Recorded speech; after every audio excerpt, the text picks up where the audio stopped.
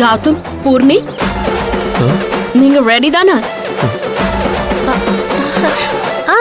நாங்க ரெடி தான்.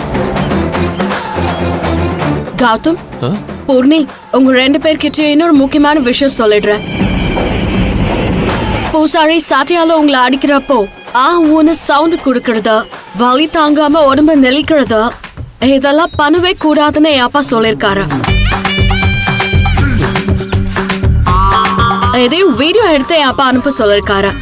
அப்படி நீங்க சத்தம் கொடுத்தீங்கன்னா இந்த பரிகாரத்தை நீங்க மனப்பூர்வமா பண்ணலன்னு அர்த்தமா? அப்படியா? அப்புறம் என் அப்பா இந்த சம்பந்தமே வேணான்னு சொல்லிடுவாரு. இந்த பரிகாரத்தை நீங்க மனப்பூர்வமா பண்ணலன்னு அர்த்தமாகும்.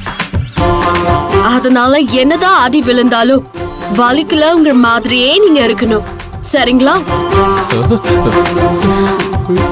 நிகிதா, உங்க அப்பாவுக்கு இந்த மாதிரி பரிகாரத்தெல்லாம் சொல்ற உங்க ஜோசியர் யாரு? அவர் பேர் என்ன?